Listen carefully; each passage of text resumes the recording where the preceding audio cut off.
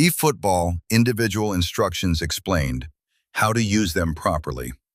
In eFootball, individual instructions can completely change how your team behaves on the pitch. If you use them correctly, they can fix defensive problems, improve your attack, and make your tactics much more balanced. Let's go through each instruction and when you should use it. Deep line. Deep line tells a player, usually a DMF or CMF, to drop deeper and help the defense. Instead of staying in midfield, the player falls back and forms almost a back five during defense. This is very useful if you play attacking fullbacks. Your defense gets exposed on counters. You want extra protection in front of your center backs. The best players for deep line are defensive midfielders because they naturally protect the back line. Defensive. Defensive instruction tells a player to stay back and not join attacks. Normally, players like fullbacks or midfielders will push forward sometimes, but when you give them the defensive instruction, they stay deeper and focus mainly on defending. This is perfect for fullbacks when you don't want them leaving space behind, midfielders who need to protect the defense. If you're struggling with counterattacks, this instruction helps a lot. Attacking. Attacking instruction does the opposite.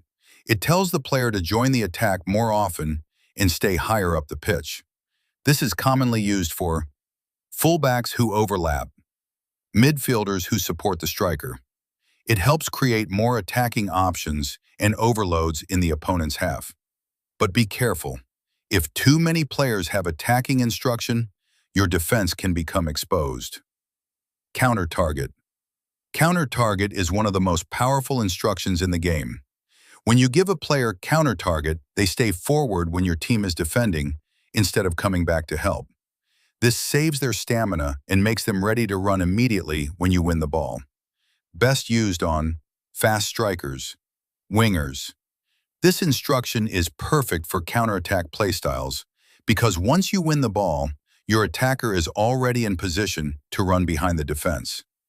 Man marking. Man marking tells your player to follow and mark a specific opponent.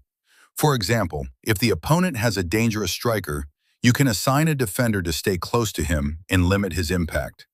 This works well when the opponent relies heavily on one key player. You want to shut down a specific attacker. But if used incorrectly, it can pull your defenders out of position. Tight marking.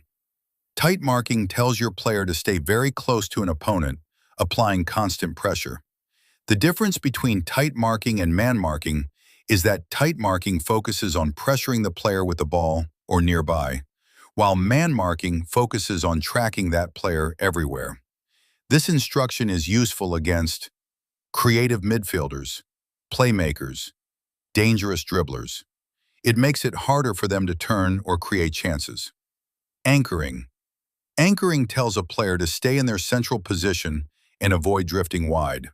Normally, midfielders move around a lot during a match, but with anchoring, they stay in their position and maintain the team structure.